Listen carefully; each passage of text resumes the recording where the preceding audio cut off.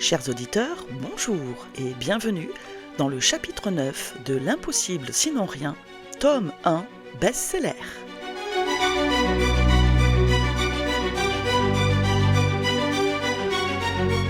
Qu'est-ce qui m'a pris au juste ? Il pleut, mais cette pluie est bienvenue pour me rafraîchir les idées. J'ai l'esprit un peu embrumé par toutes ces émotions contradictoires qui m'ont assailli tout à l'heure. Et dire que ce matin, avec Tristan, j'avais une étrange impression de tout maîtriser. Il a suffi que je me retrouve seule avec moi-même d'abord, puis avec Larsan, pour que ma belle assurance vole en éclats. Mon regard glisse vaguement le long de la rue Saint-André des Arts, où siègent les éditions Larsan. Je me demande où aller. J'hésite entre me balader sur les quais de la Seine et voir l'eau pour qu'elle m'apaise un peu, ou aller marcher dans les espaces verts des jardins du Luxembourg. Le parc sera certes plus calme, alors que les quais sont bruyants, mais l'eau a toujours eu un effet calmant et hypnotique sur moi. J'opte pour l'eau qui a aussi l'avantage d'être à deux pas. Je tourne rue Séguier et débouche très vite sur le quai des Grands Augustins. Je me force tout du long à ne penser à rien afin de faire baisser la pression. La vue des éternels bouquinistes des quais de Seine y arrive bien mieux que ma volonté. J'avance comme un aimant vers les livres.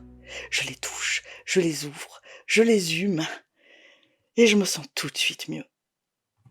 C'est cette passion insensée qui m'a amené ici, devant cette vue grandiose qui donne directement sur le quai des Orfèvres. Je ne suis pas très amatrice de polar, mais j'ai beaucoup visité le 38 avec Arsène Lupin, étant jeune. C'est bon, je suis revenue à la normale. Je peux enfin réfléchir sereinement. Il me paraît parfaitement clair que je surréagis à la présence de mon patron plus que je ne le voudrais. Mon comportement ne me paraît pas très professionnel. Mais pour dire la vérité, le sien non plus. Et que dire encore de ma réaction physique incroyable quand je l'ai empêché d'effacer le tableau ?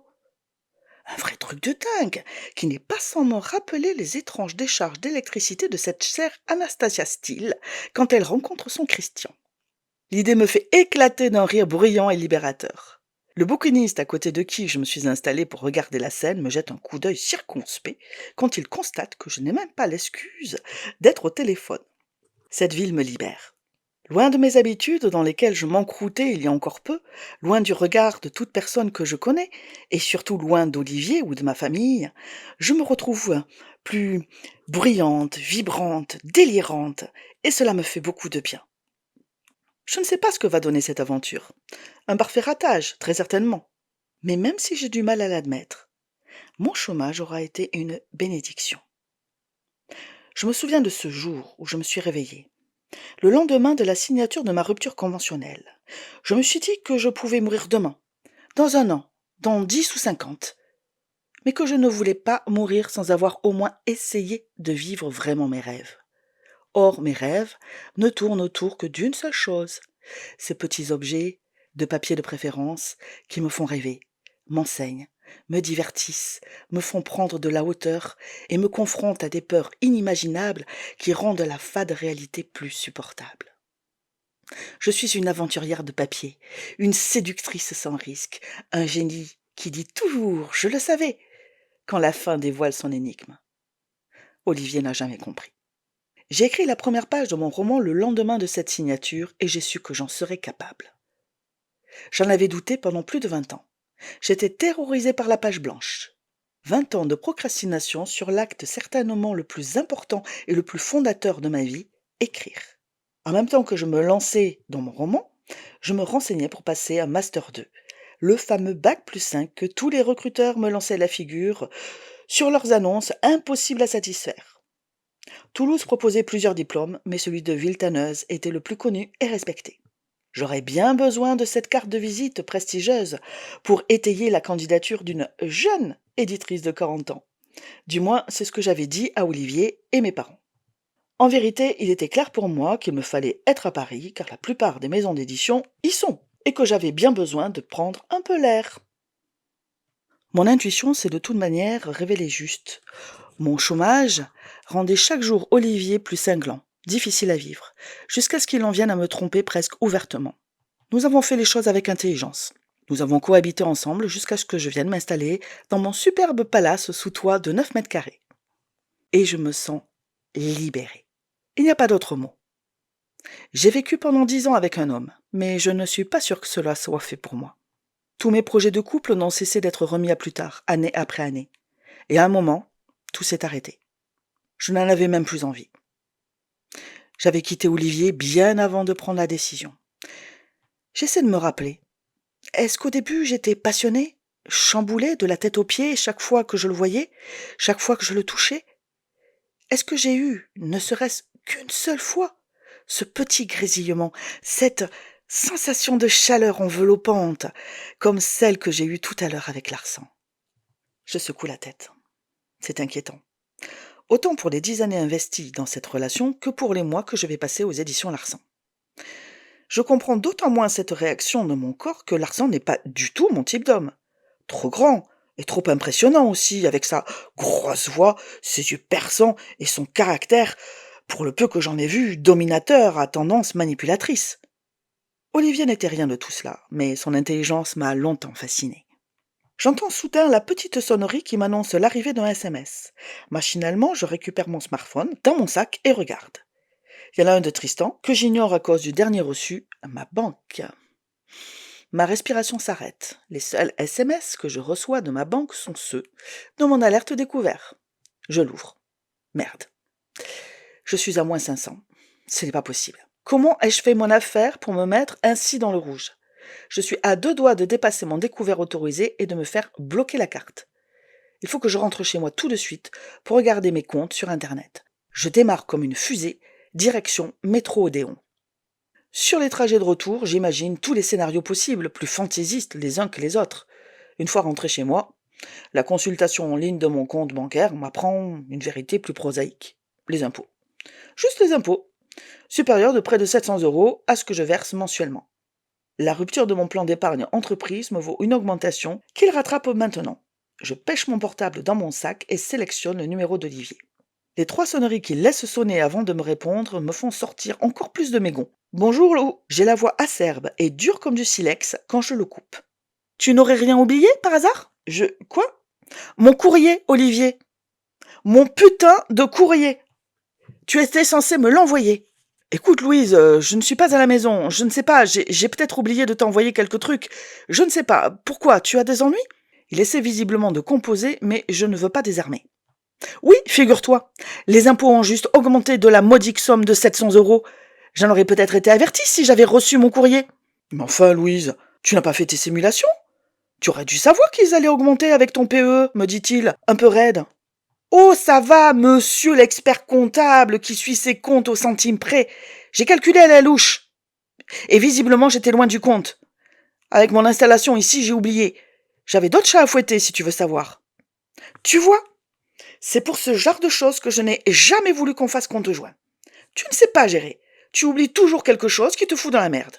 Mais c'est pas vrai. Mais où est-ce qu'il va chercher ça encore? Mon sang se glace dans mes veines. Voilà. C'est exactement ça. Cela a toujours été comme ça. Il me suffit de faire une erreur, une fois, et je me retrouve affublé d'une tare qui devient un trait inhérent à ma personnalité. J'ai géré au centime près des budgets de 1 million d'euros et plus.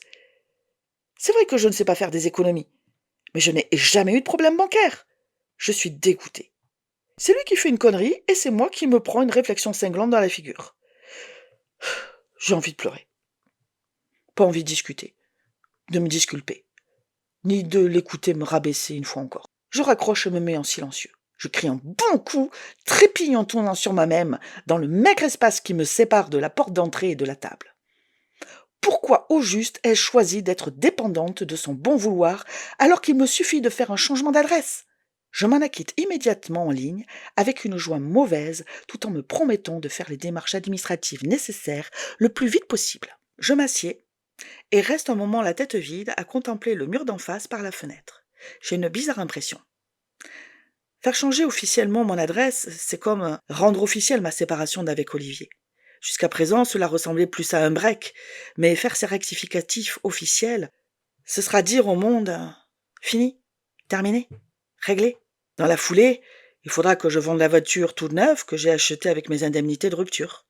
Un mini-break rouge, qu'Olivier adore et dont il profite maintenant. Il faudra mettre au garde-meuble mes centaines de livres, mes meubles exotiques qui faisaient tiquer Olivier, les vêtements que je n'ai jamais pris, toute ma vie. C'est ce que j'aurais dû faire avant de partir, Mais j'ai manqué de courage, de volonté, comme s'il y avait un retour possible. Or, même si j'échoue lamentablement, jamais je ne pourrai revivre avec lui. Mes vacances de Noël, si j'en obtiens, ne vont pas être folichonnes, mais il faudra bien que je m'en occupe une fois pour toutes. Mais d'abord, vérifier mes comptes s'impose. Je ne voudrais pas laisser une nouvelle fois prise à ce type de surprise. J'enchaîne dans la foulée sur des recherches sur Internet. Je navigue sur Amazon et télécharge des extraits. Je vais plus loin, affine les recherches. Trouver les vrais auteurs indépendants est difficile. Il faut que j'ouvre et vérifie dans le profil du livre. J'en profite pour regarder ce qui se fait sur ce fameux Wattpad, cette plateforme de publication gratuite qui recèle peut-être une nouvelle anecdote. Dans la foulée, je découvre d'autres plateformes. Il est presque minuit lorsque la fatigue me tombe dessus comme un coup de barre sur le cerveau. Je ne pense pas avoir trouvé quelque chose de transcendantal, mais j'ai acheté 3 e-books différents et lu en diagonale quelques extraits croustillants bien que très primaires. Je sens tout de même que cela a eu son petit effet. Je m'en vais me coucher un peu plus guillerette que tout à l'heure. Entr'acte. Eh oui, chers auditeurs, vous vous en doutez peut-être, si je reprends la parole, c'est qu'il y a une raison. Louise est tellement guillerette qu'elle va faire un rêve tout à fait inapproprié, qu'il est hors de question que je vous lise et que je mette sur cette plateforme.